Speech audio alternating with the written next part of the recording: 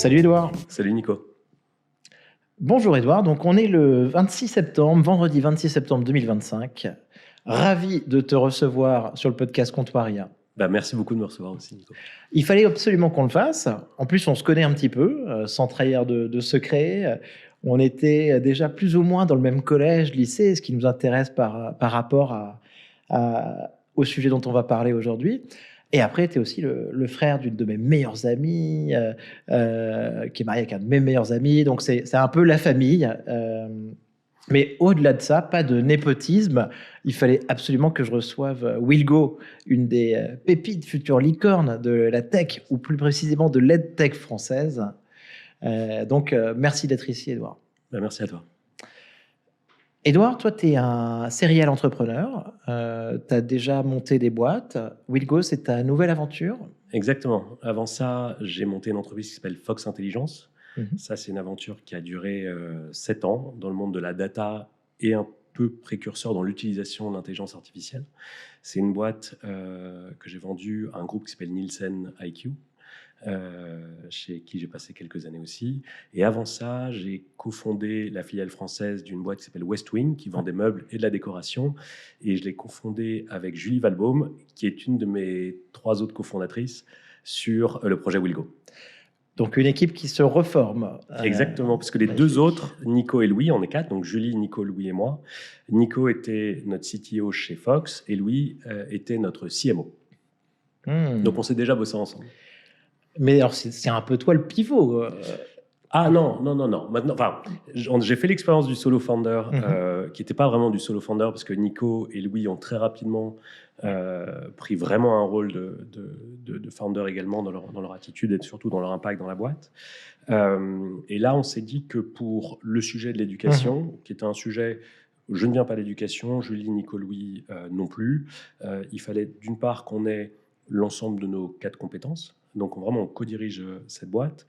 Et on s'est attaché récemment les services et le talent d'une autre personne qui est prof. Ah, bien. Aussi ancien entrepreneur, donc un prof devenu entrepreneur et qui a rejoint l'aventure qui rejoint l'aventure dans les 2 jours qui viennent. Il commence lundi. Et, prof de quoi? Alors, il était prof d'histoire. Okay. Et comme beaucoup de profs, il a un autre amour qui est le français. Et en fait, il nous aide non seulement à préciser le projet pédagogique, mais il fait quelque chose qui est hyper important pour nous, c'est qu'il gère à peu près la 60aine de profs qui travaillent avec nous sur la validation et des contenus et des compétences et de la manière avec laquelle on s'adresse aux enfants. Ça doit être plus simple. Est-ce qu'il y a une forme de corporatisme dans l'éducation nationale au sein des profs? Enfin, peut-être que les 60 profs t'écoutent un peu mieux quand tu as été prof plutôt que quand tu l'as pas été, quoi. Alors, on a eu cette peur au début de se dire on débarque sans avoir le label prof éducation nationale. En fait, l'enjeu qui est très bien cerné par les profs est tellement grand qu'on a eu que de la bienveillance. Quand on ne comprend pas pourquoi il y a besoin de descendre en tel niveau de détail, il n'y a pas d'énervement. Et donc, on a plutôt été bien accueillis par cette communauté de profs. Ah, très bien. Tant mieux, écoute. Et je pense que ça doit être un effort collectif. On viendra comment justement tu rémunères sur le sujet, comment tu rémunères ces profs et tout ça. Sur Fox Intelligence, peut-être minuscule aparté, mais moi j'ai quand même un souvenir précis que j'adorais. Il me semble quand même qu'au tout début de Fox Intelligence, d'une certaine manière, tu avais fait des trucs un petit peu sur les boîtes mail aussi, pour alléger les boîtes mail et aussi pour trouver un peu comment te faire rembourser des billets de train et des retards Amazon. Ça, c'est un peu l'origine de Fox Intelligence, non? Alors, l'origine de Fox Intelligence, c'était mon parcours dans le e-commerce avant. Oui, bien sûr. Où, pour être très clair, y a un acteur qui s'appelle Amazon qui a une telle part de marché qu'ils ont un avantage aussi en termes de data. C'est-à-dire qu'ils comprennent les consommateurs et leur marché beaucoup mieux. Et en fait, tous ceux qui suivent derrière étaient, pour ainsi dire, aveugles. Ouais. Pourquoi? Parce qu'il n'y a pas de Nielsen du e-commerce. Et donc, pendant un moment, pendant 6 ans, on était le Nielsen du e-commerce avant de devenir le e-commerce de Nielsen. Bien sûr. Globalement, c'est ça qu'on faisait. Et rapidement, sur le sujet des mails et des retards de billets de train... moi, j'adorais ça. Franchement, ça, c'est un concept. Je sais que pour toi, c'est un tout petit truc. Ah non, je veux dire, par rapport à ton aventure et tout ça. Mais moi, j'adore. Je trouvais ça hyper smart. Est-ce que tu peux juste expliquer ce que c'était? Alors, en fait, le principe, c'est que... il n'y a qu'une source qui existe pour connaître les transactions e-commerce des utilisateurs. Cette source, c'est les reçus électroniques. Ce qu'on a fabriqué, c'est deux choses. D'une part, un très bon produit. CleanFox avait été utilisé par 12 millions de personnes, est utilisé par 12 millions de personnes, et ça permet de nettoyer sa boîte mail, de lui donner du sens et de l'intelligence. Et la deuxième chose qu'on avait fabriquée, c'était une technologie qui permettait d'anonymiser toutes ces informations, c'est-à-dire qu'il n'y avait aucun préjudice pour les utilisateurs. Et donc, on avait fait un deal qui était assez original à l'époque, c'est on vous rend des services, on trouve des billets de train sur lesquels il y a un retard, on va chercher l'argent pour vous, votre colis Amazon est en retard, on va chercher l'argent pour vous, etc. On nettoie vos boîtes mail, et en échange, on avait la version complètement anonymisée des transactions que l'on regroupait, et on était capable d'aller voir Cdiscount, n'importe quelle autre marque ou retailer, en leur disant, ben voilà, si vous voulez améliorer votre offre, voilà les produits qu'il faut aller chercher, voilà ce qu'il faut faire, etc. Ça, c'était Fox. Ça, c'était très malin, ça, du nom de Fox Intelligence. Franchement, j'adorais ce mécanisme. Et j'espère qu'il y a certaines personnes qui ont récupéré pas mal d'argent sur des retards de train et tout ça. Alors en l'occurrence, ça a été le cas, mais moi, ce que j'ai adoré dans l'expérience Fox, c'est qu'il y avait la partie B2B, qui était de vendre des parts de marché, des informations sur les performances des uns et des autres. Il y avait la partie data, et notamment, c'est avec la partie data, c'est-à-dire qu'on travaillait des millions, à la fin des milliards de données qu'il fallait catégoriser, etc., etc. On était en près 150 pour gérer ça. Et en fait, il y a un moment où l'IA est arrivée, les LLM sont arrivés, et ça a permis de faire un bond, même avec un ChatGPT 3.5, un bond dingue en termes de qualité des données. Et puis le troisième point, donc il y avait le B2B, la data, et puis il y avait le B2C, donc c'est-à-dire faire une app qui sert à des gens, qui plaît, etc. Et très honnêtement, tous les matins, le premier truc que je regardais en arrivant au bureau, c'était pas tellement savoir si on avait vendu une fois, deux fois, trois fois la data, c'était combien de personnes on avait réussi à satisfaire sur la partie B2C, d'où le projet Willgo qui est 100% B2C. Ouais, bien sûr. D'accord, c'était ton envie. Mais après, tu m'as fait un petit peu la passe par rapport à notre sujet. Donc, beaucoup de données, GPT, ChatGPT. Ouais. Toi, comment tu le vois arriver, ChatGPT ? Alors, ChatGPT, mais de manière plus générale, les LLM et l'intelligence générative. T'en parlais déjà avant, en fait. Tu t'y intéressais déjà avant ChatGPT ? En fait, on avait un mec super qui s'appelle Régis. Régis, c'était un type qui sortait de 42. C'était pas du tout son métier de faire ça. Et il a dit, moi, je suis prêt à prendre la partie AI et data science chez vous. Et le mec est probablement un des types les plus brillants que j'ai vu dans le sujet. Il a monté un énorme stack avec notre CTO Nico pour traiter toutes ces données. Et à un moment, arrivent les LLM et il dit, bon, ben voilà, en fait, pendant 4 mois, je vais faire un truc à corps perdu et surtout à dépenses probablement perdues. Mais genre en 2022, quoi, à peu près. Non, avant. Ah ouais, avant, d'accord. En fait, alors je ne sais pas si c'est exactement avant, mais c'était autour de la vente de la boîte, donc en décembre 21. D'accord. On a notre énorme système qui s'appelait Foxbrain, dans lequel il y avait un gros modèle de machine learning sous Roberta. Un truc un peu classique. Et à un moment, on s'est dit, en fait, si on veut repasser derrière chaque data point pour voir quels sont les intrus, machin, on va utiliser un LLM. Et c'est là-dessus qu'on s'y est mis. Mais maintenant, pour répondre à ta question, moi, en fait, j'utilise 3 angles pour regarder de manière générale les LLM. Il y a le premier, parce que je suis geek, je code, c'est ma passion, etc. C'est la techno. Et là, toutes les semaines, on chope des nouvelles techno. Le truc qui me bluffe en ce moment, c'est Genie 3 de DeepMind Google. C'est le truc le plus dingue que j'ai vu. Ouais. Alors attends, je l'ai même pas essayé en fait. Mais non, on peut pas l'essayer. J'ai demandé l'accès, mais oui, on peut pas l'essayer. Moi les fermer. D'accord. C'est donc un modèle génératif spatial avec une cohérence physique. Enfin, c'est un truc qui est pour moi assez. Je vois les caméras, les micros, etc. C'est un step qui est assez similaire au moment où on a su enregistrer et redonner du son et de la vidéo. Ouais. Ce que DeepMind a sorti là, c'est je déteste l'expression, mais c'est un saut quantique sur la manière avec laquelle on produira du son et de la vidéo, ou même de manière générale une expérience virtuelle. Attends, Génie 3, dans l'expérience, il te propose quoi? En fait, l'idée, c'est sur la base d'un prompt Oui. ou sur la base d'une image, ça crée automatiquement un univers en 3D Oui. qui est interactif, c'est-à-dire qu'on peut se balader comme on veut Oui. dans un univers qui est donc généré en vidéo, mais qui est interactif et en temps réel. Si on se met à peindre un mur, qu'on va faire autre chose et qu'on se retourne, le mur est toujours peint, donc il y a une cohérence physique et spatiale. Et si on veut qu'un cheval arrive dans le studio, on balance un prompt et en temps réel, le cheval arrive dans le studio. Et donc, ça remet en... Enfin, comment dire, ça offre pour le cinéma ou pour ou même le jeu vidéo une manière totalement différente d'envisager la production. La 3D, la réalité augmentée, Exactement. évidemment, la réalité artificielle, la VR, quoi, réalité virtuelle. Et alors, d'accord, oui, parce que je me souvenais plus bien. Mais par contre, tu as peut-être vu World Lab de Fei Fei Li. Oui, que tu as partagé Marvel, sur LinkedIn il n'y a pas longtemps, ça j'adore. Et qui est déjà très puissant sur la création d'un monde virtuel, qu'on peut essayer déjà. Hein, mais là, tu crées un monde, mais tu peux pas rajouter des choses dedans, en tout cas. Pour l'instant, c'est statique, c'est ça que je dis pas. Ouais. Donc ça, c'est mon premier angle, très c'est bien, la super, technologie.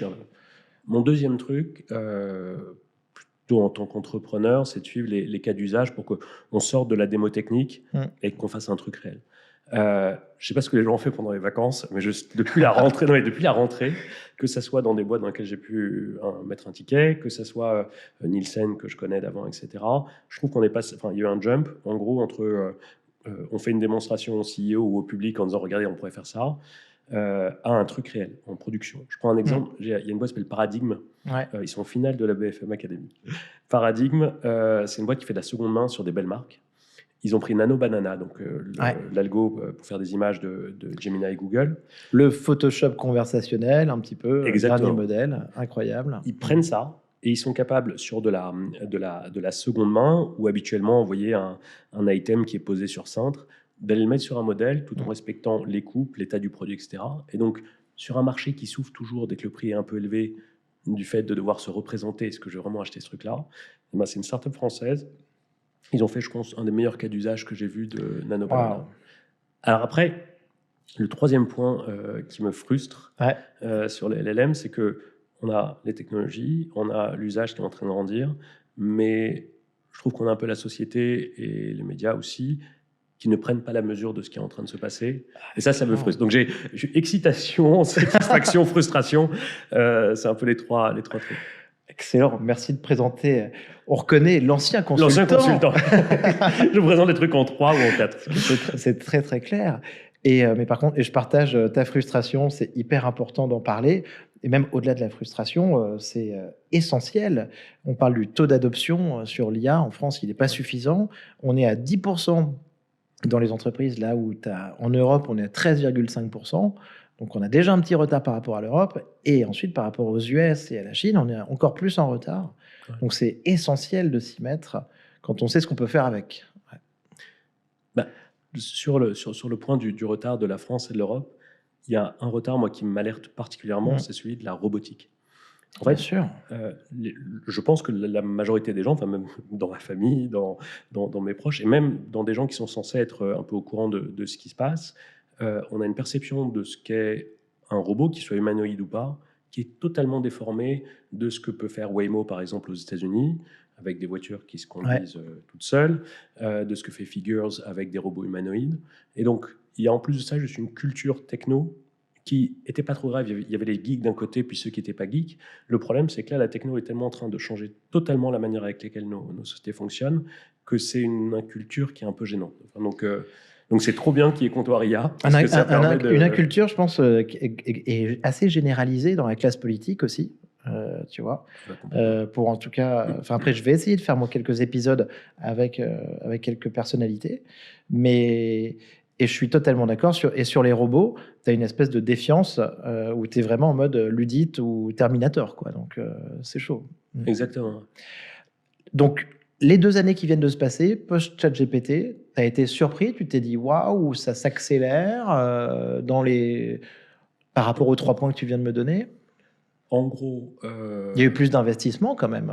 Il y a eu plus d'investissement. Alors, il y a un peu de demande, ce que tu décris tout à l'heure sur la question de l'adoption, c'est-à-dire que et de monde auquel j'ai appartenu. C'est-à-dire que quand ma boîte a été rachetée par Nielsen, je suis arrivé dans un gros corporate américain dans lequel il y a un legacy. La boîte a 100 ans, littéralement.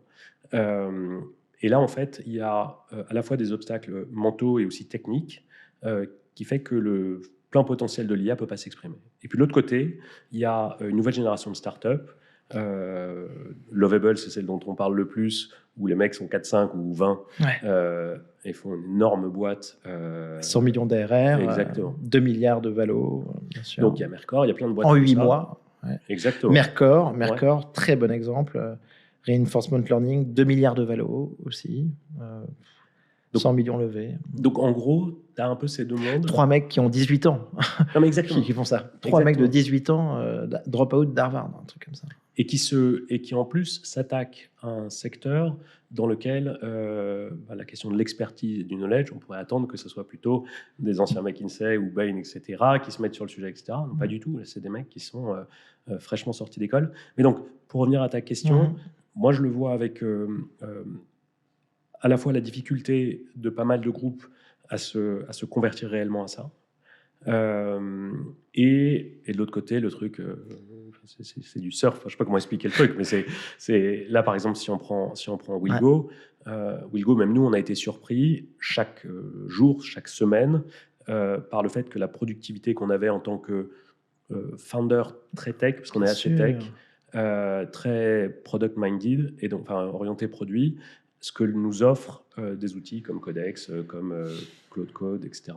Et donc ça, c'est un émerveillement pour moi. C'est même le meilleur jouet qu'on ait pu me donner. Mais donc, et là-dessus, tu es un peu sur l'expression de choses qu'on a décrites sur le podcast avec Gamma, avec Lovable aussi, où on a aussi une nouvelle mentalité des entrepreneurs dont la fierté, c'est plus uniquement de lever de l'argent, mais aussi avec une équipe réduite, de faire un maximum de choses et d'aller très vite, quoi. Tu me disais que justement, toi, vous avez peut-être revu votre business plan, en tout cas sur des embauches à court moyen terme, non ? Nous, on a revu très clairement le business plan parce que donc on a fait une levée de 6 millions d'euros cet été. Donc très belle levée. En plus, dans l'EdTech, l'EdTech c'est toujours difficile à la base, mais peut-être que c'est en train de changer justement. Alors ça change parce qu'il y a des gens pour qui c'est devenu au-delà de la comment dire, de l'opportunité business.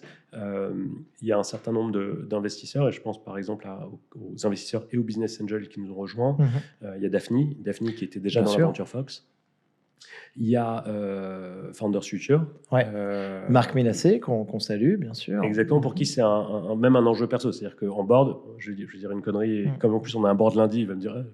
Mais en gros, lui, c'est un sujet qui le passionne. C'est-à-dire que si on le lance, l'excellent Marc Ménassé. Exactement. Pareil pour Pierrick chez Daphne. Puis ensuite, on a tout un tas de business angels qui nous ont rejoints. C'est dur de les citer tous parce qu'il y a beaucoup, mais des gens, par exemple, comme Nathalie Bala de La Redoute ou Thibaut chez Back Market. Il y a Kima avec leur fonds. Donc, il y a plein de gens qui sont passionnés par le sujet et qui se disent « bon, il faut y aller maintenant ». Et surtout, l'IA permet de faire une différence qu'on ne pouvait pas faire avant. Passionné, alors je pense que je connais les réponses, mais passionné en tant que jeune parent ou passionné aussi parce que pour le bien, quoi, entre guillemets, du sujet. Alors, le bien, bien sûr. D'ailleurs, c'est une de tes motivations aussi, j'imagine, sur le projet, quoi. Oui, mais alors pour être très honnête... soyons honnêtes. C'est l'argent. Non, c'est pas non, pour être très honnête, ce qui nous motive, c'est un peu la peur. Et je vais être le plus, le moins alarmiste, mais le plus simple possible. C'est-à-dire que je disais tout à l'heure que les gens ne se rendent pas compte que, en gros, la génération alpha, donc la génération alpha, c'est les enfants qui sont aujourd'hui à l'école. Okay. Cette génération, les enfants qui vont sortir de l'école avec soit un décrochage scolaire, soit des lacunes sur tel ou tel point, en disant j'ai pas aimé les maths ou j'ai pas aimé machin, ou tout simplement ils ont été bons en cours, mais ils n'ont pas les compétences, la confiance en soi, l'esprit critique suffisant. Dans le monde dans lequel ces jeunes arrivent, il n'y aura pas tout un tas de jobs qui leur permettaient avant d'acquérir des compétences. Il n'y aura pas non plus des jobs chauffeurs de taxi, il n'y aura plus de manutentionnaires, il n'y aura plus de gens dans les entrepôts. Bref, donc on a toute une génération où si on n'est pas capable d'investir suffisamment, à la fois d'un point de vue financier et d'un point de vue humain et technique, ces gosses sont perdus. Et donc, comme notre savoir-faire depuis toujours, on a une société qui est basée sur on trouve sa place parce qu'on a une utilité. Si on se retrouve avec 20, 30, 40% des enfants qui n'ont pas leur place dans la société, en fait, on ne peut plus avoir beaucoup d'espoir sur notre capacité à agir en tant que... Ouais, ça fait peur.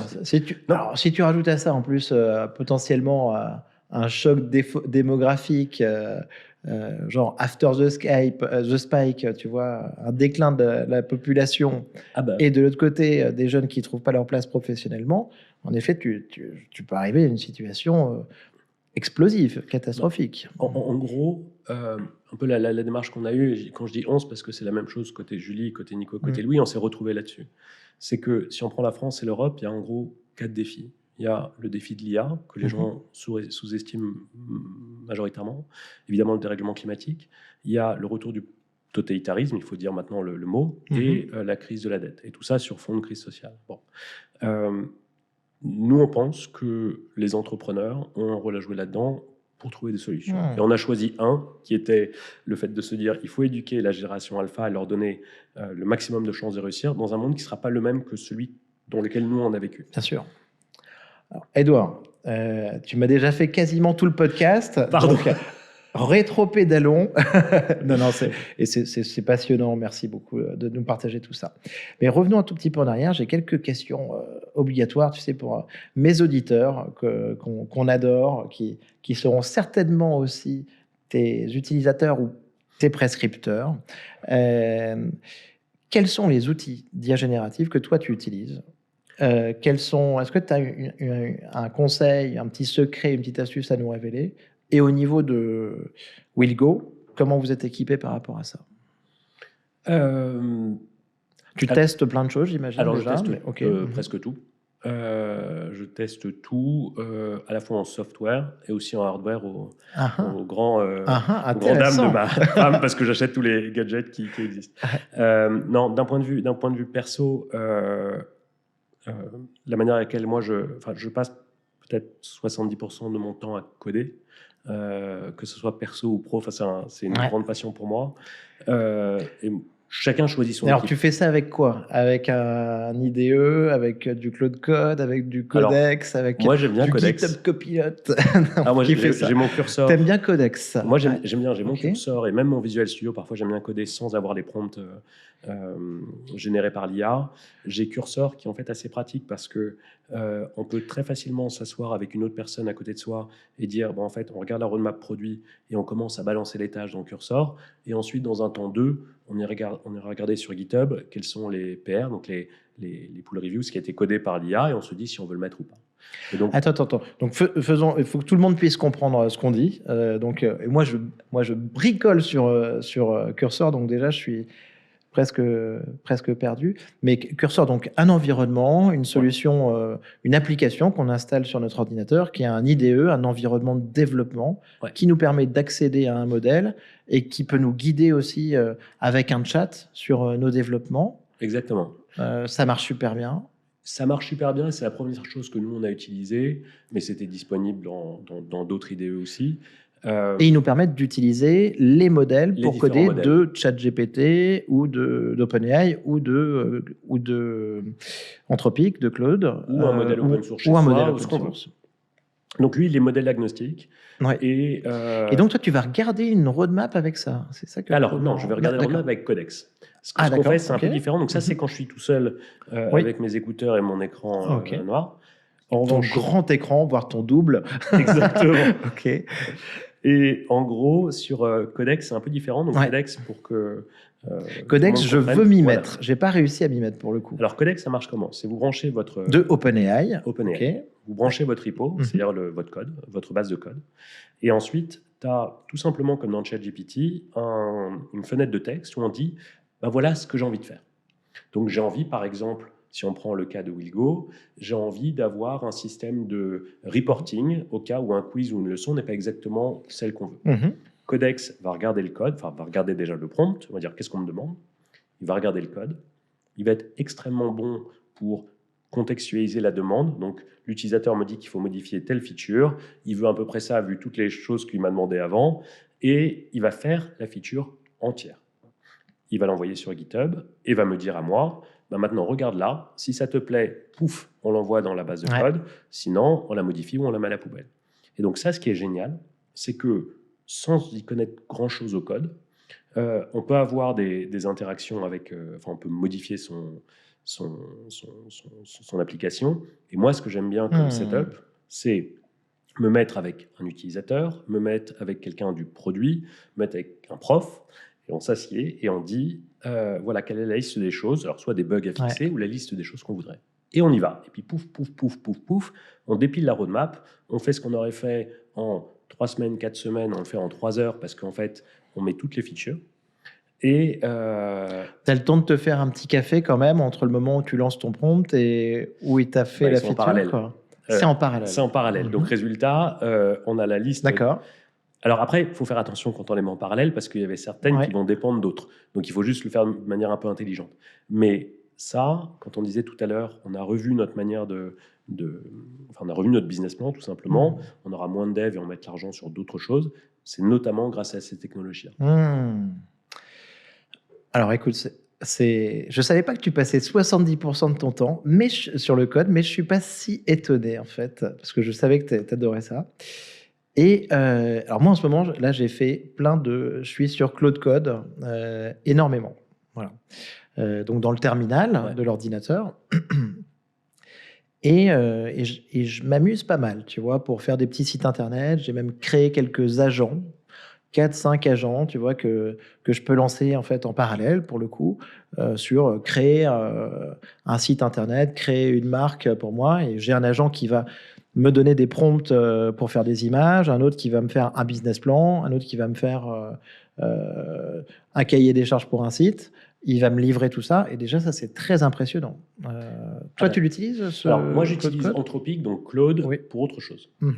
D'accord. Au sein de la boîte, ce qu'on s'est dit, c'est qu'on n'allait pas se fier à un seul modèle. D'une part, parce qu'ils évoluent beaucoup. Et deuxièmement, parce qu'on a des besoins différents sur chacun des sujets. Claude, là où on le trouve très bon, et notamment que ce soit le modèle Opus ou Sonnet, on le trouve très bon sur le fait d'arriver à adapter une leçon, un quiz, à un âge donné. Pourquoi ? J'en sais rien. Pourquoi c'est lui qui marche mieux ? J'en sais rien. C'est la magie des modèles. Exactement. C'est quasiment difficile à comprendre, à savoir, en effet, sur tous ces milliards de paramètres. Parce que, en fait, c'est à prompt égal. On a trouvé que ça marchait mieux. Et donc, résultat, on travaille beaucoup avec Anthropic. Et Anthropic, en plus, a un intérêt particulier sur le sujet de l'éducation, a un mode de non-captation des données qui est hyper intéressant quand on travaille avec la donnée des enfants. Donc, il y a un tas de raisons pour lesquelles on aime bien Anthropic. Intéressant. On veut rendre visuel toute notre app. Parce qu'un enfant a besoin de voir des infographies, a besoin de voir des images. Là, c'est Nano Banana qui est... Alors, et c'était ma question d'après. Et donc, tu touches aussi des modèles un peu de génération d'images, visuelles. Donc ça, on utilise Nano Banana. Nano Banana. De Google. Exactement. Donc, quand même multimodèle, en effet, multi-GAFAM ou multi-acteurs de l'IA. Ouais, d'accord. On utilise Eleven Labs aussi pour nos podcasts. Que je l'appelle podcast, pardon. Il ne faut pas dire le mot podcast, mais en tout cas pour nos voice lessons. Et parce qu'en fait, il se trouve que on s'est rendu compte assez rapidement que nos élèves étaient tous différents, enfin nos utilisateurs étaient tous différents. Certains ne pouvaient pas lire des textes longs. Pouf, on plug notre donnée sur Eleven Labs et le miracle est instantané. Wow. Donc on utilise tout. Globalement, on utilise tout. C'est dingue. Donc ça change en effet complètement ton business model, tes opérations, et c'est sur en fait toute la production de ton application, quoi, en fait. En fait, exactement. Ce que ça fait, c'est qu'on met moins d'argent sur des éléments un peu traditionnels des startups avant, c'est-à-dire il y avait beaucoup d'argent sur la dev team et beaucoup d'argent sur le marketing. Ce que ça permet de faire, c'est réallouer les ressources pour nous sur les profs. Réallouer les ressources sur tout un tas de choses qui fait qu'on se concentre plus sur l'expérience. Le code, globalement, ça va quand même sacrément plus vite. Le code, beaucoup plus vite. Et après, mais c'est sûr, mais t'imagines, ça aurait été une petite armée de graphistes aussi pour créer les visuels dont tu as besoin dans ton expérience sur l'app, des comédiens à qui tu aurais dû demander de faire des voix off, d'enregistrer tes podcasts et tout ça. Enfin, Ah bah en gros, ça n'aurait pas existé parce que le temps de finir, le nouveau programme serait arrivé. On n'aurait pas pu être une boîte, on aurait été une boîte monopays parce qu'il Ouais, est impossible de scaler sans ça. ouais. Donc, l'IA, en fait, il y a deux choses. Un, ça permet de faire ce que tu décris, c'est-à-dire de rendre trivial des choses qui étaient hyper industrieuses avant. Ça, c'est la première chose. La deuxième chose, c'est que ça permet la personnalisation de l'expérience, et ça, c'est le deuxième pan très différenciant que l'IA apporte. Bien sûr. Alors, ok, Edouard. Donc, ton outil secret, c'est ton codex, quoi. Enfin, c'est où tu as, Oui. un petit. Tu me parlais de Génie déjà, c'était sympa aussi de mentionner Alors, ça. Génie, On a hâte de l'utiliser, de le mais tester. l'outil secret, alors, après, je pense que nous, notre approche qu'on a eue avec Nico sur le code, et de manière générale avec l'équipe, c'est on a une stack qui est hyper simple en code avec un langage que je ne nommerai pas, mais qui est le plus basique des basiques. Du COBOL. Alors un peu moins basique que ça. Non, code une grosse partie est codée en PHP. PHP, très bien. Mais sans framework, sans rien, un truc très simple et très sécurisé.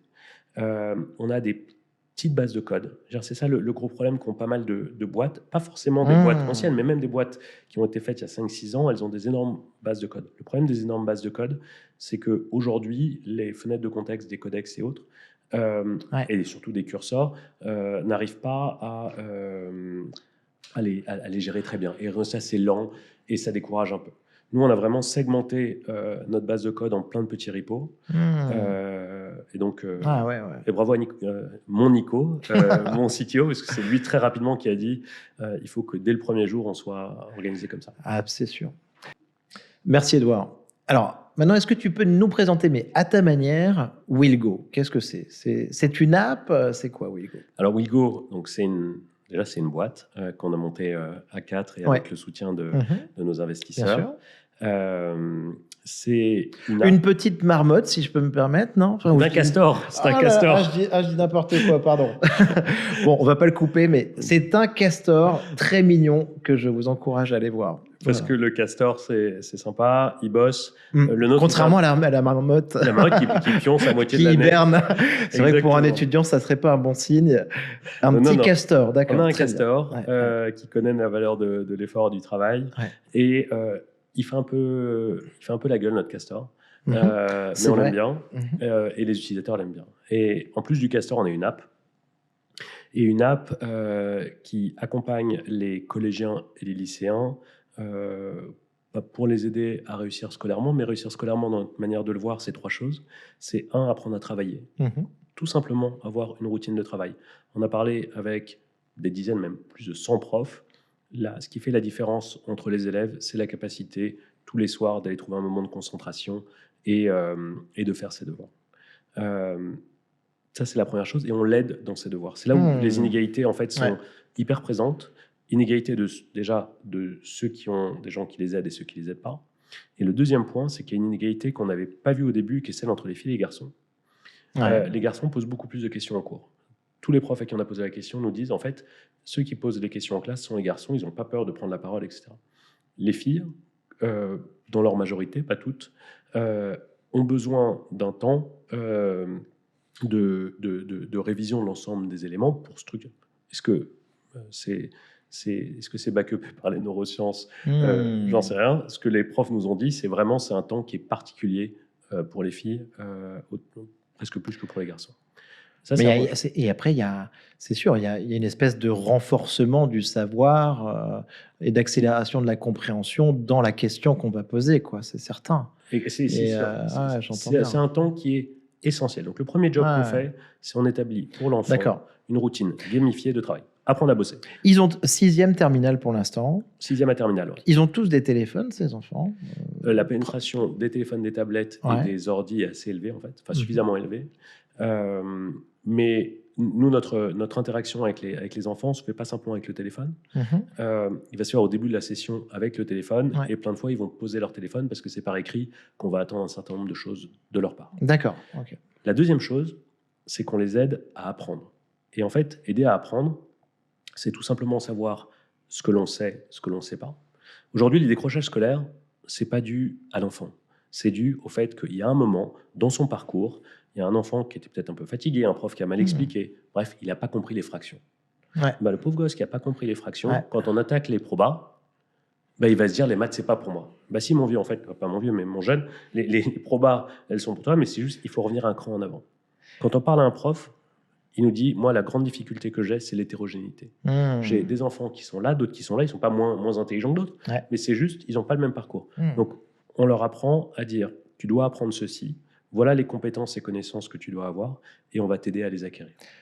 Tu as parlé avec des profs Vous avez parlé tous les 4 avec des profs Des tonnes et des tonnes et des tonnes de profs. Oui. Genre interview, café, tac tac, tu les fais venir, tu parles. On a toutes ces interactions-là pour deux raisons. D'une part parce que au début on est venu assez humblement dans ce monde-là qui n'était pas le nôtre, à part en tant que parents. Et les parents voient les choses avec leur prisme et c'est pas celui, il n'est pas complet. La deuxième chose, c'est qu'aujourd'hui les profs travaillent avec nous. Donc ils vérifient les cours, ils vérifient les quiz, ils vérifient notre approche, on les rémunère. Bien sûr. Et donc, on est en interaction constante avec eux. Et la troisième chose que l'on fait, donc on les aide à bosser, on les aide à apprendre, et puis on les motive. Les motiver, en gros, c'est 2 trucs. C'est de leur donner une perspective en disant, voilà pourquoi tu fais ça. Donc, il y a tout un pan sur l'orientation ou sur le fait de se connaître et de savoir ce qu'ils pourront faire ensuite.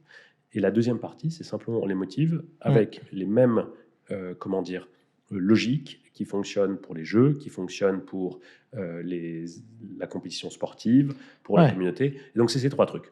Bosser, apprendre, se motiver. Bosser, apprendre, se motiver. Très bien. Encore un truc par 3 de consultants. Et c'est vrai que j'ai pu observer en tout cas beaucoup de gamification dans la version de l'application actuelle déjà. Et on pense beaucoup aussi évidemment à Duolingo. Duolingo, tu le vois comment? Comme un modèle un petit peu ou est-ce que tu as un regard Enfin, aujourd'hui, c'est une application que tous ceux qui nous écoutent connaissent. Hein. C'est quelque chose quand même de formidable. Est-ce que tu as un regard critique par rapport à ça? Est-ce que c'est un modèle? Je ne sais pas. Duolingo, alors d'un point de vue très produit, très tech, ils ont réussi un truc incroyable qui est de faire des langues, je ne vais pas dire de l'apprentissage, en tout cas des langues, ou maintenant des échecs et des maths, un jeu. Ah, ils font les échecs et les maths? Ils ont lancé les échecs. Ah, j'étais pas au courant. Ok, excellent. En fait, toutes les matières qui ne sont pas très différentes pays par pays, c'est donc en gros ces 3 matières-là, même si les échecs ne sont pas forcément une matière, mais ils se sont lancés là-dedans et ça marche très bien. Après, le problème, c'est que ça ne remplace pas, notamment pour les langues, il y a eu pas mal de retours de gens qui ont des streaks. Donc les streaks, c'est le nombre de jours où ils se connectent d'affilée. Des streaks de 870, etc. Le type arrive dans le pays, ou la nana arrive dans le pays, il s'agit d'ouvrir la bouche pour parler, et là, rien. Donc, ils ont réussi une étape du process. Nous, notre perception, c'est que si on en plus aide parce que Duolingo, c'est essentiellement des adultes. Nous, on aide des enfants. Et donc, l'idée, c'est qu'on pense qu'ils ont craqué une partie du problème. Nous, on s'inspire de Duolingo sur la partie produit. Mais en revanche, sur toute la démarche pédagogique, on va aller beaucoup, beaucoup plus loin. Est-ce que pour toi, cet l'apprentissage doit devenir, peut-être grâce à l'IA, grâce à Willgo, un plaisir? Comment est-ce que tu vois, tu sais, apprentissage, on parle aussi d'effort un petit peu, comme si le cerveau était aussi un peu un muscle. Est-ce que pour toi, on peut faire de l'apprentissage un vrai plaisir? Alors, 2 choses. C'est une grande question. Hein, non, c'est une question fondamentale parce que, en gros, c'est les questions qui sont posées par de manière générale, la science de la pédagogie. Il y a un type qui s'appelle Robert Feynman. Feynman, c'était donc un scientifique du projet Manhattan, mais beaucoup plus que ça. Il a révolutionné la mécanique quantique. Et ce qu'il faisait, en plus de faire du bongo, qui était son instrument préféré, il faisait un autre truc, c'est qu'il donnait des cours. Il y a des cours, par exemple, de Feynman qui sont quand il est, je crois, à Berkeley, où il explique ce que c'est que la gravitation.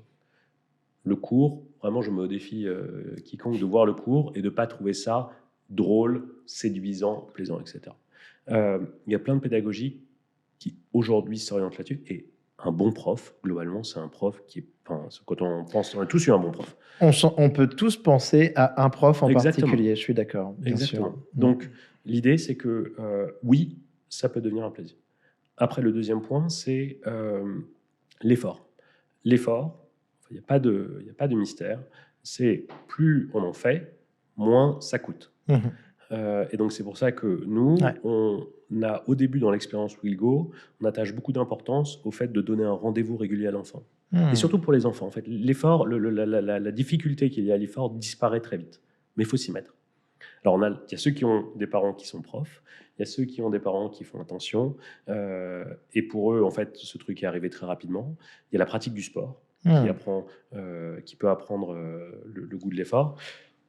Et nous, on veut jouer notre rôle aussi en le mettant grâce à ce gimmick qu'on veut mettre de la séance du soir. Est-ce que tu vois Willgo, donc Willgo ne va pas remplacer l'école selon toi? Surtout pas. C'est pas l'objectif, c'est d'être à côté, en plus. Notre job, quand on écoute les profs, c'est de l'aider à régler tout un certain nombre de problèmes. Un prof a devant lui une classe avec, donc, comme on disait tout à l'heure, une trentaine d'élèves qui sont tous différents. Et ils ne sont pas simplement différents parce qu'ils n'en sont pas au même moment du parcours. Ouais. Ils sont différents parce qu'ils apprennent pas pareil, parce qu'il y a des enfants qui sont donc dyspraxiques, dyslexiques, il y a plein de difficultés que les enfants rencontrent. Et donc, les devoirs, c'est le seul moment où on peut avoir une approche personnelle et personnalisée. Soit on fait partie des 15% des enfants qui ont un prof particulier.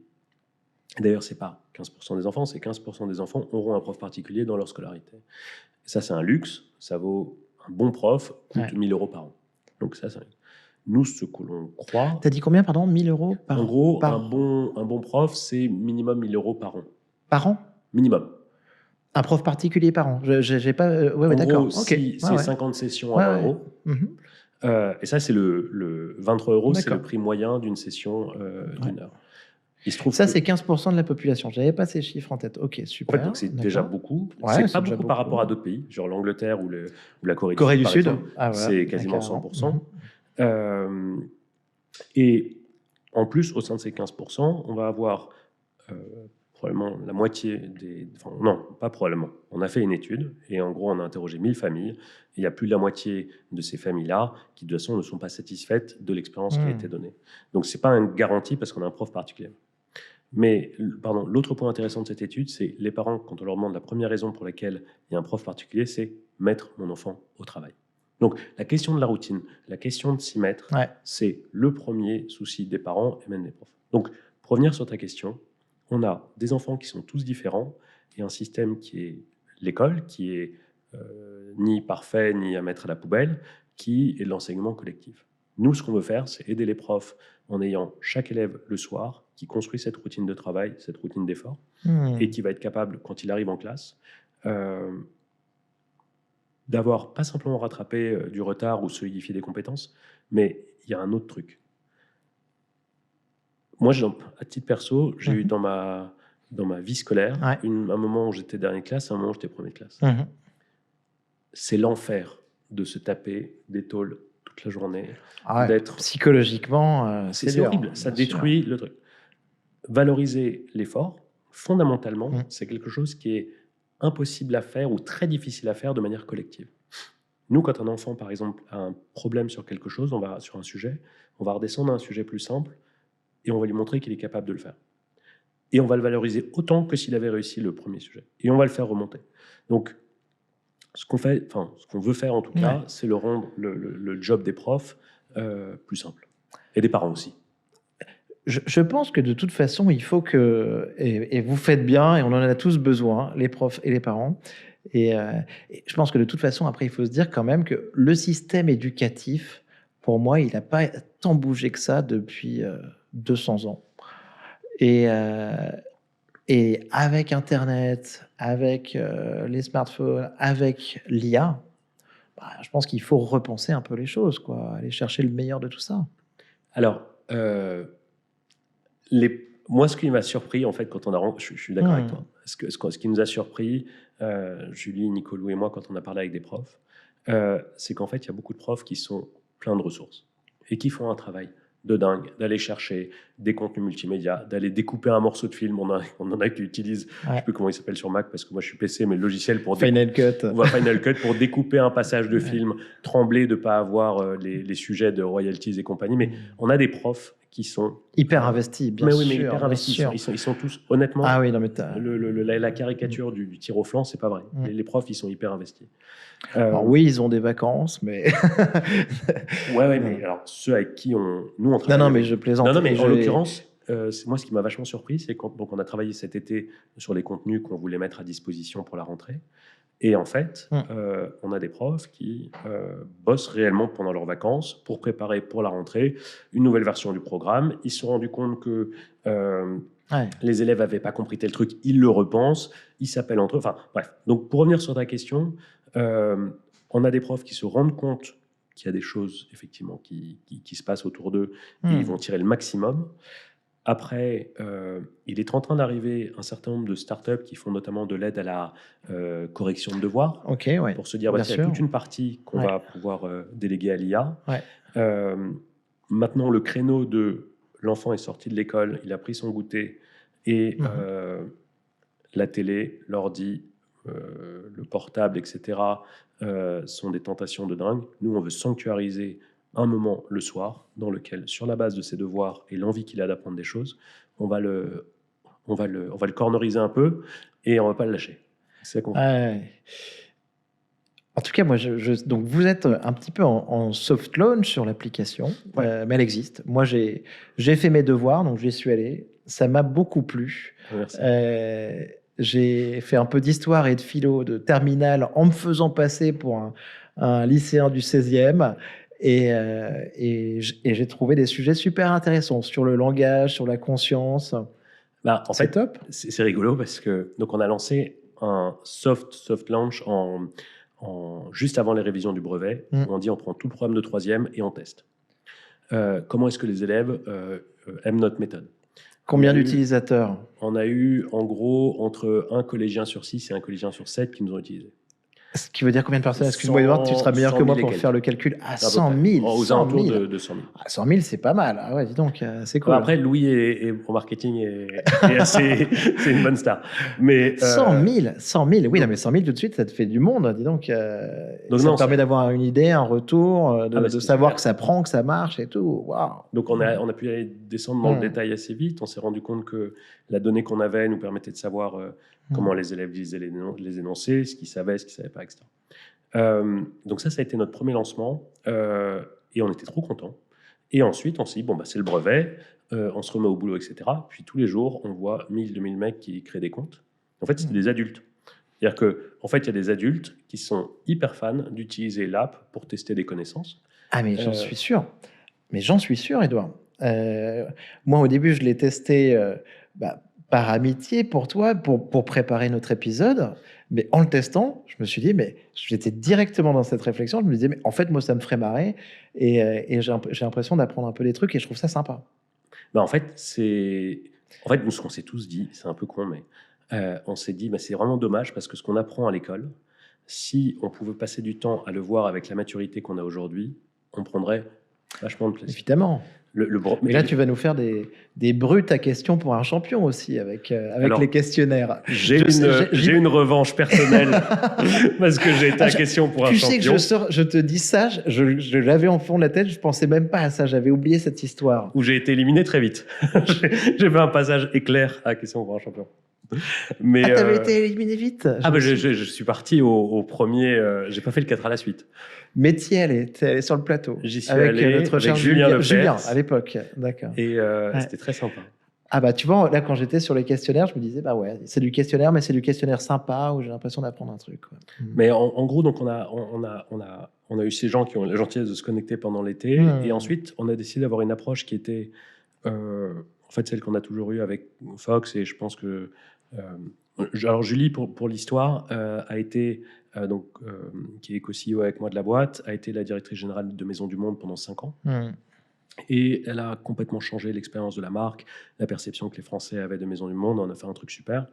Et donc aussi a dû tester tout un tas de choses. Et donc en fait, c'est très ancré dans l'ADN de Willgo que c'est pas grave que ce soit pas parfait. Pour l'instant, on est officiellement bien pas sûr. ouvert, mais on peut se connecter, on peut tester. Tous les jours, on sortira des matières non, mais supplémentaires, et voilà. je sais que nos auditeurs vont aller tester parce qu'ils ont une curiosité insatiable et surtout, moi, je suis sûr qu'ils vont s'amuser. Édouard, j'aimerais, donc c'est magnifique, c'est passionnant. Sur ta vision un petit peu sur l'enseignement, l'éducation personnalisée. Ouais. Est-ce que ça existe? Il y a les Alpha School, tu en as Ouais. peut-être entendu parler au Texas, ça fait pas mal parler. J'en ai déjà parlé ici. 2 heures de cours personnalisés avec l'IA, avec ChatGPT. Le reste du temps, ils font du sport, la cuisine, ils s'éclatent et ils ont les meilleurs résultats, top percentile aux États-Unis. La nana qui fait ça avec sa fille, qui est un petit peu son cobaye, c'est 2 blondes et elle communique hyper bien. Et là, je crois qu'elle a ouvert 12 écoles à la rentrée dans tous les États-Unis, tu vois, en levant beaucoup d'argent. En promettant un enseignement personnalisé par enfant avec l'IA. Est-ce que tu y crois? Est-ce que c'est vers ça que vous allez? Alors, Tu t'en parlais tout à l'heure, Ouais. la personnalisation sur l'enfant. Ouais. Alors, ce qui est une conviction, mais qui est pas, c'est pas dingue ce que je veux dire, c'est qu'effectivement, les enfants sont tous différents, on le disait tout à l'heure, Mhm. et plus on est capable de prendre en compte ces différences, Ouais. et plus l'enfant sera heureux, performant, et pourra progresser. Donc ça, c'est une certitude. Il y a un mythe ou un fantasme, enfin pas un mythe dans le sens négatif, quelque chose que tout le monde a en tête, un Graal, qui est un peu celui de l'école inversée. Donc l'école inversée, c'est plutôt que Ok. d'avoir le cours, la leçon qui est expliquée pendant la journée et ensuite on s'entraîne seul le soir. L'idée, c'est de faire l'inverse, c'est de se dire le moment où on a besoin de m'expliquer quelque chose, là on me parle à moi, élève, avec ma personnalité, ce que je sais, etc. Je peux poser toutes les questions que je veux, etc. Donc c'est un moment où je suis finalement seul avec l'IA, par exemple. Ouais. Et quand il y a besoin ensuite d'aller sur le terrain pour m'entraîner, là, j'ai un être humain qui va m'aider, qui va me guider, etc. Donc ça, c'est vraiment l'inversion en fait de D'accord. ce qui est fait de manière un peu classique. Bon, ça, le problème que ça pose, c'est que il faut arriver. C'est pas un bouquin qui va créer de la personnalisation. Bien sûr. Donc l'IA. Un bouquin ne le fait pas. L'IA peut proposer une personnalisation infinie. Est-ce que l'IA peut adapter le contenu à l'étudiant, quoi, à l'apprenant? Alors, il peut adapter le contenu à l'étudiant, il peut adapter la manière avec laquelle il va servir le contenu. Il y a des étudiants qui ont besoin d'écouter, il y a des besoins qui vont voir, il y a d'autres qui doivent lire des choses, d'autres qui doivent prendre plus de temps. Enfin, Mais il faut le connaître, cet étudiant, pour faire ça. Alors, Il faut- toi, ton expérience Fox Intelligence doit être très intéressante pour ça, mais il faut le connaître pour pouvoir lui proposer quelque chose de alors, personnalisé. il faut le connaître. Hmm. Il faut le connaître, c'est-à-dire connaître un étudiant, ça veut dire quoi? Savoir ce qu'il sait et ce qu'il ne sait pas, c'est tout simple. Mhm. Il y a des sujets qu'il ne faut pas aborder si on n'a pas les bases avant. Ensuite, il faut le connaître sur son aspect psychomoteur, c'est-à-dire qu'est-ce qui va le faire réagir, qu'est-ce qui va le faire retenir, etc. Donc ça, c'est la deuxième partie. Il y a le fait de connaître aussi les écueils dans lesquels il tombe. Bien Un sûr. enfant qui ne sait pas lire un énoncé trop long, enfin, il y a plein d'écueils, ou qui va répondre trop vite, ouais, bref. Donc ça, c'est des informations qu'on peut acquérir et adapter le parcours en fonction de ça. Le rêve, notre rêve, c'est de se dire qu'un jour, une fois qu'on est capable, lors de ce moment personnel avec l'enfant, qui est la session Will Go, de pouvoir transmettre aux parents et aux professeurs les clés pour mieux comprendre l'enfant. Les parents, je voudrais juste en parler 2 secondes parce Bien sûr. qu'on a parlé à des tonnes de parents aussi. Donc 1000 familles qu'on a interviewées. Le truc qui revenait dans tous les milieux, tous les pays, on a interrogé sur 5 pays, c'est tous les soirs, il y a 8 parents sur 10 qui se battent avec leurs enfants sur la question des devoirs. Moi, je commence. Mon fils vient de rentrer en CP, tu vois, donc ça y est, on découvre ça. Mais ça vient hyper vite. Et Moi, ma fille est en CM1, c'est pareil. Et je le supplie de faire ses devoirs. À table, je lui tente quelques additions et tout ça, tu vois. Mais toi, tu fais partie d'un tout petit groupe, en fait. Enfin, c'est déjà les parents qui ont la chance d'avoir des enfants qui accordent l'importance qu'il faut et qui ont la patience, etc. Ouais. Mais les parents, il faut les aider parce qu'ils ont un job aujourd'hui. Enfin, ils ont une position sur la question des devoirs qui est hyper dure. Mais ce que j'en entends, c'est... Mais tu sais quoi, on a plein de parents autour de nous, justement, et j'entends ça, comme si c'était vraiment, tu vois, ça y est, t'arrives au devoir parce que ton fils rentre au CP. Ah, alors là, ça va être dur, vous allez galérer, ça va pas être marrant, c'est la corvée des devoirs. Enfin, j'entends que ça, en fait. Tu vois. Parce que ça renvoie à des choses qui ont été difficiles aussi pour les parents. Ouais. Parfois, ça renvoie à des choses qui sont différentes entre les deux parents. Ils n'ont pas vécu l'école de la même manière. Bien sûr. Et Bien puis, sûr. il y a un truc qu'on découvre en entreprise au début, c'est que naturellement, on n'est pas un bon coach. Être un bon coach, ça s'apprend. Mhm. Être coach d'un enfant, ça s'apprend. Être prof, ça s'apprend. Ouais. Et donc, résultat, on est tous plongés dans une expérience dans laquelle personne ne nous a dit comment faire. Moi, j'ai Ouais. 2 enfants aussi. Ouais. Et en plus, on fait ça après le boulot, donc on est crevé. Ouais. Et on pense qu'il y a des choses assez simples qu'on peut fournir comme clé aux parents, sans que ça soit du flicage, pour qu'ils puissent être des meilleurs parents dans cette étape-là.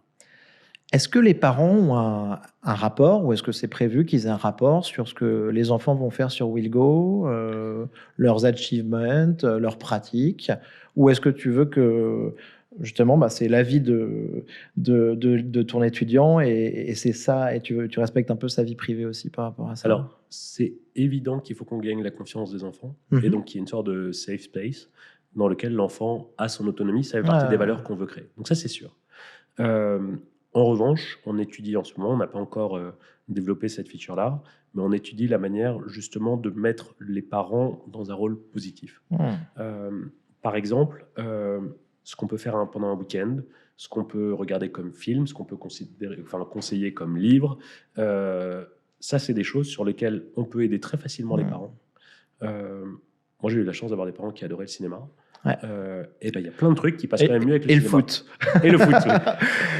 Non, mais en l'occurrence, on peut aider les parents bien sûr. sans être dans le flicage. Ouais, totalement. Édouard, petite question sur ta vision. J'ai envie qu'on aille un peu plus loin aussi, parce que comme je sais que tu es un super geek, on a envie d'en profiter. Alors, on a Sam Altman qui nous a fait une déclaration très récemment. Alors, on sait qu'il y a la communication un petit peu OpenAI dessus, avec des investissements colossaux en ce moment. On est en dizaines de milliards de dollars, centaines de milliards de dollars. Mais une des phrases clés de Sam Altman, c'était de nous dire, suite à un investissement à venir de NVIDIA, avec 10 gigawatts de compute, d'informatique, de processeurs, de data center, on peut aujourd'hui guérir le cancer, ou on pourrait demain guérir le cancer, ou on pourrait demain proposer à chaque étudiant sur Terre un enseignement personnalisé. On ne veut pas choisir, donc développons de plus en plus de compute, voire 1 gigawatt de nouveaux compute par semaine. C'est un peu ça qu'il a dit. Ouais. Qu'est-ce que tu en penses quand tu entends le CEO d'OpenAI comme ça, je te dis pas c'est ton concurrent, c'est pas ça du tout mon point, mais qui mentionne de manière, personne peut lui dire non, c'est pas bien, tu vois, et c'est sûr que c'est une très bonne justification, guérir les maladies et éduquer nos enfants. Ouais. Qu'est-ce que tu vois dans ce porte-étendard de Sam Altman là? Plusieurs choses, mais une chose principale qui est que dans la tête de Sam Altman, comme de beaucoup d'autres, il y a déjà le shift mental de se dire on rentre dans un monde dans lequel l'intelligence est en quantité illimitée. Oui. Ça veut dire que si on regarde nos économies jusqu'à présent, il y avait du travail et du capital. Dans le travail, il y a le travail intellectuel et puis manuel. Et chacun a sa rareté. Bien sûr. Le monde dans lequel on arrive, c'est un monde dans lequel la partie travail, que ce soit par la robotique ou l'IA, arrivera en quantité infinie. Bien sûr. Et c'est un monde qui implique donc de repenser notre manière de fonctionner et ce qu'on peut faire. Donc, quand on dit... Et c'est passionnant et c'est fou. Et personne ne s'en rend compte. Et personne ne s'en rend compte. On en parle très peu. On en parle très peu, en particulier en France. Comme on ne parlait pas d'intelligence artificielle générale, et se dire en effet que l'intelligence aujourd'hui, en fait, c'est des tokens et que c'est la puissance de calcul et que ça peut arriver de manière abondante, on n'en parle pas. Ouais. Et donc, sur 2 sujets qui sont quand même parmi les 2 sujets les plus importants, qui sont la santé et l'éducation, c'est évident que si on met un afflux potentiellement infini d'intelligence, on va tout changer. Quand AlphaFold, donc AlphaFold, Ça, justement, attends, super, ça m'intéresse aussi beaucoup. Et ça, t'y crois parce que, en fait, il y a aussi un petit peu dans ce message de Sam Altman, je trouve qu'il y a aussi, tu vois, un petit peu une approche bourrin, tu vois, en mode 10 gigawatts sur ce sujet, juste du compute, sans même une nouvelle percée, un changement algorithmique, et on arrive à, à- à conquérir un peu ces deux grâles, tu vois. Ça, tu le vois comme. Tu penses que c'est. Toi, bah, c'est quoi ta vision par rapport à ça? Tu penses que si tu fais tourner 10 gigawatts de compute sur les modèles actuels, tu alors, arrives à quelque chose d'aussi fou? Alors, déjà, ce qu'ont montré le track record, en gros, des modèles génératifs, c'est qu'ils atteindront peut-être un plateau, mais ils ont quand même, comment dire, génération après génération, grignoté à chaque fois des espaces qu'on pensait réservés à l'esprit humain. Ça, c'est la première chose. Donc, est-ce que ça va continuer où il faut attendre que Yann Lequin termine ses nouveaux travaux? Non, mais il faut... ou d'autres. Non, mais tu as raison. Et Elon Musk disait récemment, tu commences à avoir une progression logarithmique qui est en mettant 100 millions de dollars de plus, ou, enfin, voilà, ou 1 milliard de dollars, tu vas gagner 10 points de QI. Mais 10 points de QI, c'est déjà beaucoup, en fait, d'une certaine manière. Et donc, tu peux aller très loin comme ça. Alors qu'avant, tu faisais un saut beaucoup plus important de manière relative, quoi. Après, je pense que ce soit Musk ou Altman ou d'autres, ils sont obligés d'utiliser comment dire, des images, et pas uniquement des images, mais des équilibres de cette nature. C'est comme ça qu'ils pensent. Et puis, étant à la tête de ces boîtes-là, ils pensent macro. Ils sont obligés de dire, ben voilà, on a besoin de tant d'énergie, est-ce qu'on les a, est-ce qu'on les a pas, machin, et qu'est-ce que ça va nous permettre de faire. Et tu as raison, ils parlent en dizaines de gigawatts, ils parlent en ordre de magnitude. Exactement. C'est des trucs très macro, je suis tout à fait d'accord. Mais en fait, je pense que c'est indispensable d'entendre ça, parce que sinon, on ne se rend pas compte de ce qu'il est en train d'arriver. Enfin, comment dire, je reviens sur ce qu'on disait tout à l'heure sur les robots humanoïdes. Un robot humanoïde, ça coûte 15 000 euros. 15 000 euros, c'est ce que... un Unitree, 15 000, 16 000 euros, il faut réussir à se le faire livrer, mais c'est le prix, en effet. Ouais. Incroyable. Aujourd'hui, à part l'amélioration de ses servomoteurs, etc., le matos lui-même, il est là. Donc maintenant, c'est le modèle qui va s'améliorer au fur et à mesure. On va rajouter quelques trucs, mais globalement, ce qu'on sait, c'est que pour 1 000 euros par mois, plus 200 balles de service. Et en fait, tu as raison. C'est horrible de dire ça, mais c'est ça. Je suis d'accord. Et j'en parle ici parce qu'on n'en parle jamais assez. Même 15 000, 20 000, 30 000, Elon Musk, quand il te parle d'Optimus dans quelques années, on peut se dire c'est cher, mais il faut le voir différemment, comme tu viens de le dire. Peut-être 200, 300 euros par mois ou 1 000 euros par mois, en fait, un truc en location, quoi, aussi. Exactement. Et c'est comme ça que ça va se passer, que ça va arriver. Donc, on va dire, voilà, pour cette somme-là, qui est moins qu'un SMIC, vous avez un robot qui est capable d'être absolument polyvalent. Il est capable de faire les lasagnes ou la purée de Robuchon, comme il est capable de faire le ménage, etc. Littéralement, c'est ce qui va se passer. Et les gens pensent que c'est un fantasme de geek, machin. Ça l'est pas, c'est ce qui va se passer. Et moi, j'en suis persuadé comme toi. Et on te dit le plombier est protégé, mais attends que le robot ait autant de dextérité qu'un être humain, et il va te réparer tes toilettes, ou il va t'ouvrir ta porte comme un serrurier directement. Avec l'aspect une absence de rareté, en fait. C'est ça le truc qui est complètement dingue, c'est que avant, même combien même on aurait une compétence quelque part, elle était toujours gouvernée par la rareté.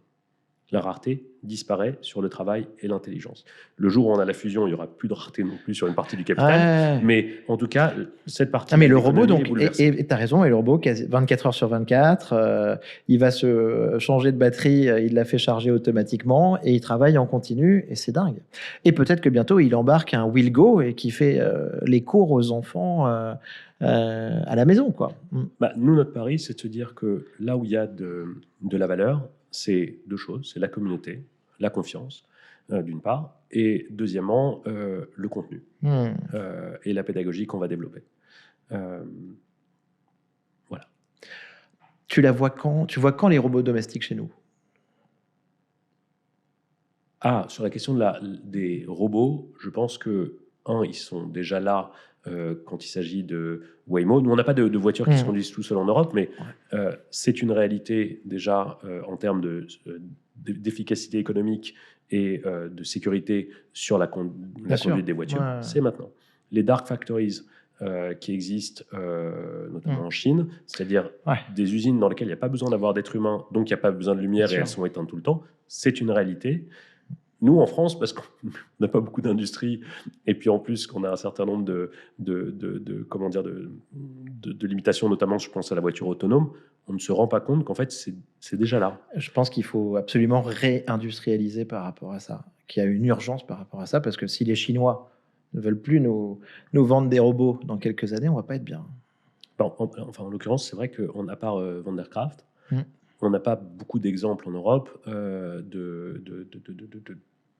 d'entreprises ou d'usines à créer cette... Je crois qu'il y a un truc en Allemagne, c'est tout, quoi, en gros. Voilà.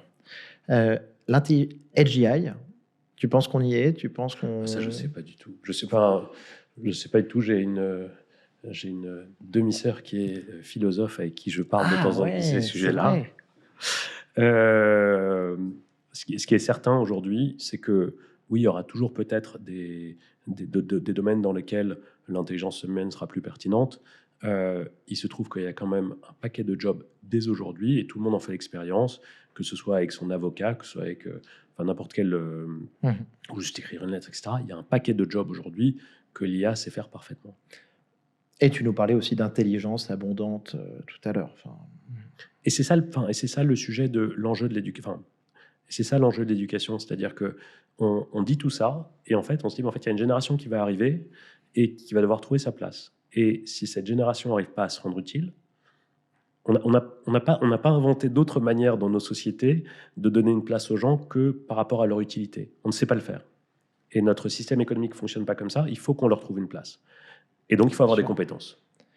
Merci, Edouard. À tous, donc, allez faire un tour sur Willgo. Mettez-vous en terminale, en première, en seconde. Vous allez, ça va vous éclater. Vous allez vous amuser. Bravo, Edouard. C'est un projet magnifique. Notre dernière question. Un livre à recommander ou un film à recommander? Si possible, de science-fiction. Alors, un film, minuscule parenthèse, parce que ce n'est pas de science-fiction, c'est Valeurs sentimentales. Génial. Okay. Il est encore au cinéma. Et un livre, moi, le livre que j'ai... Et je sais que tu es un grand lecteur en plus. Non, un livre... Non, parce que tu m'avais posé la question d'un livre de science-fiction. Moi, le livre de science-fiction qui m'a un peu bouleversé quand j'étais petit, c'était les nouvelles de Philip K. Dick, qui a 2 tomes. Bien sûr. Parce que c'était un des premiers mecs que je voyais, et c'est utile en ce moment, qui pense de manière un peu algorithmique. C'est-à-dire, s'il se passe ça, voilà toutes les conséquences que ça a. Et en fait, vous n'avez pas pensé à toutes les conséquences. Et en fait, on est un peu dans une période où on a besoin de ça. Edouard, un grand merci. C'était vraiment génial de faire cet épisode avec toi. On va suivre Willgo de très près et j'espère que tous nos enfants vont l'utiliser pour apprendre, se motiver. Et il y avait quoi juste avant? Et se mettre au boulot. Et se mettre au boulot et travailler. Magnifique. Merci, Edouard. Merci, Nico. Bravo, vous avez écouté cet épisode de Comptoiria jusqu'au bout. Pour me soutenir, merci de le partager à 2 amis ou de le relayer sur les réseaux sociaux et de le noter 5 étoiles avec un commentaire sur Spotify ou Apple Podcast. Pour finir, si vous voulez échanger sur l'IA générative et ses applications, contactez-moi directement sur LinkedIn ou venez simplement au meet-up mensuel Comptoiria. À bientôt!